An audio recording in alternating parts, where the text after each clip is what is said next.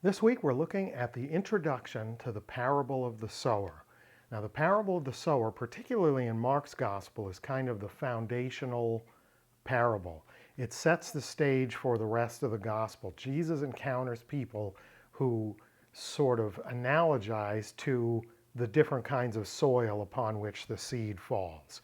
We'll get into that next week. Today, we're going to look at the introduction from Mark. Now, the parable of the sower appears in Matthew chapter 13, Mark chapter 4, and Luke chapter 8. But I want to focus on Mark chapter 4, verse 1 today, because Mark's description of the setting for the telling of this parable is so incredibly detailed and reveals so much of the dynamic that it's worth our careful exploration.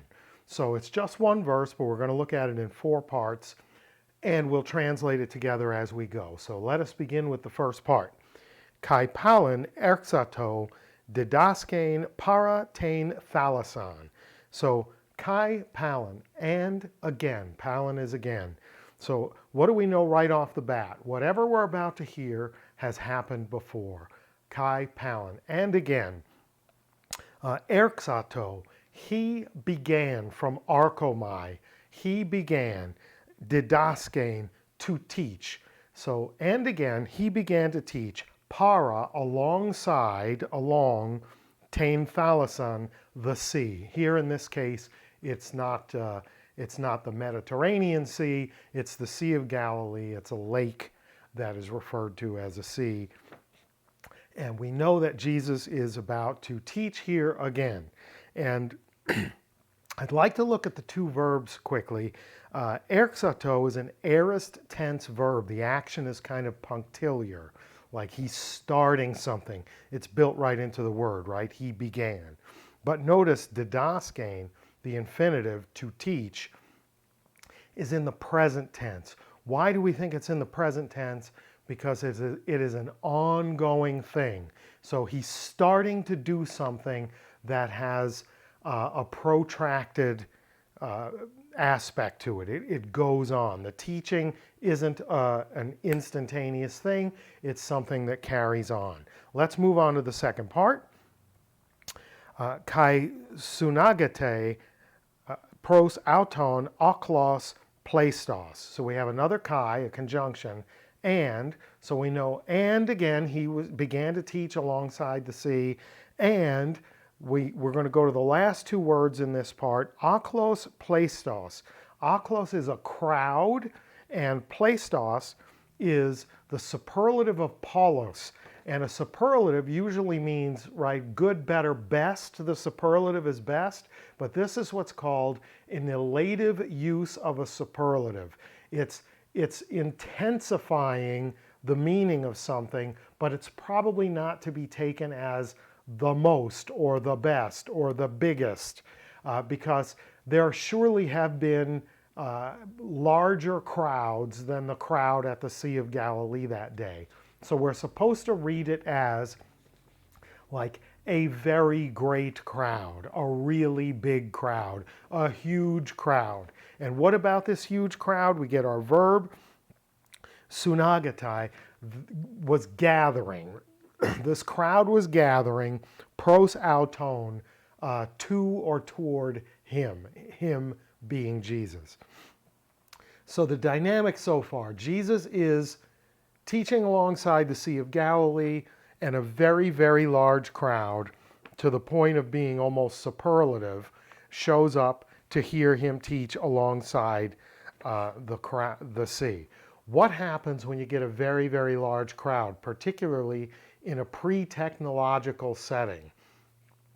Along with that crowd comes difficulties in seeing and hearing, right? So that's part of what's going on in our story. Practical difficulties in seeing and hearing. So let's move on to the third part. Hoste auton eis ploion embanta kathestai en te thalase. So hoste is like so that.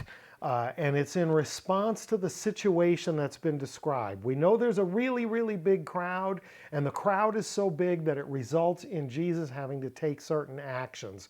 So that, auton eis ploion embanta, into a boat he embarked. So Jesus gets into a boat, because here we are alongside the sea.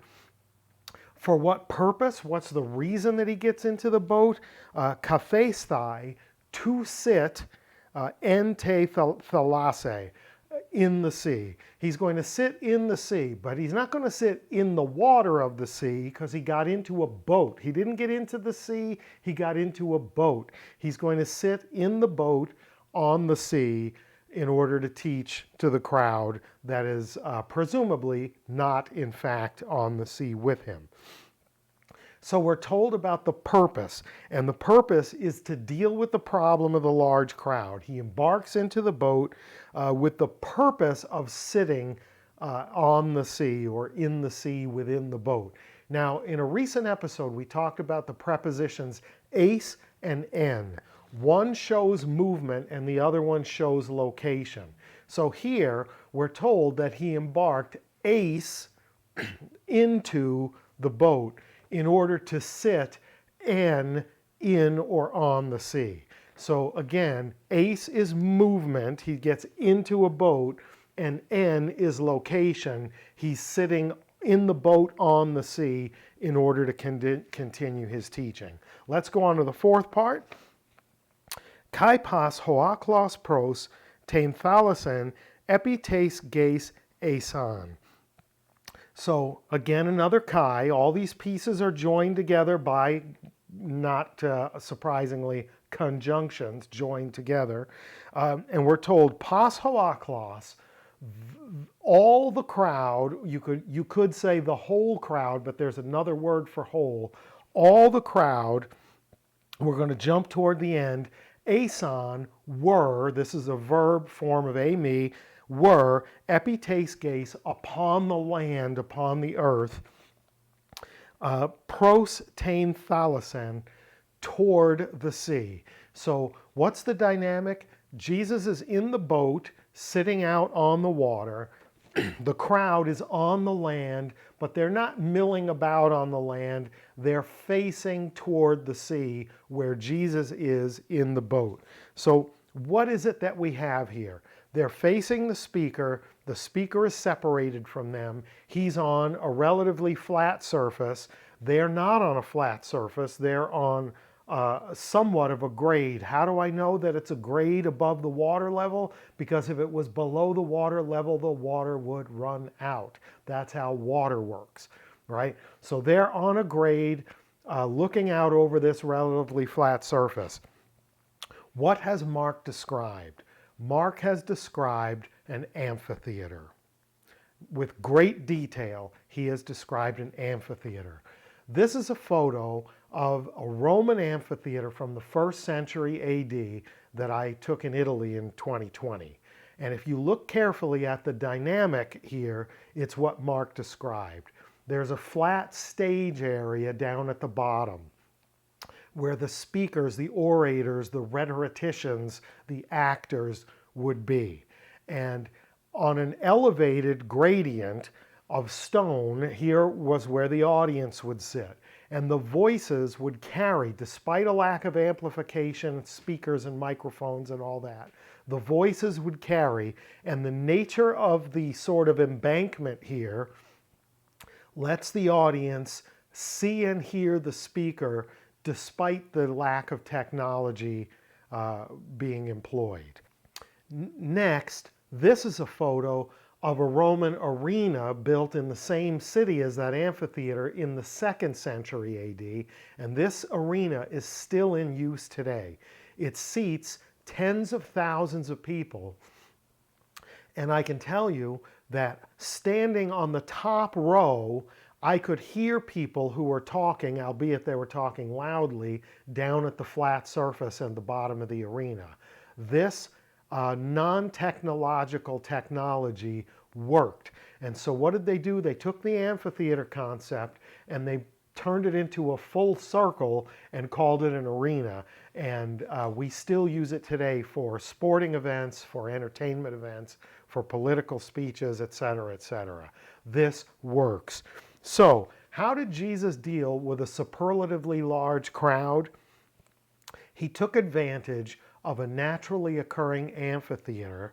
He put the boat out on the water with him on the boat and the crowd on the bank, and was able to address them so that they could see and hear him well enough to get the message. Magnificent level of detail that Mark gives us in Mark chapter 4, verse 1, the introduction to the parable of the sower. Next time, we'll take a look at the parable of the sower on next week's episode of Koine Corner. Thanks for watching. I hope that was good for you. If it was, like, share, subscribe, tell your friends, leave me some feedback in the comments.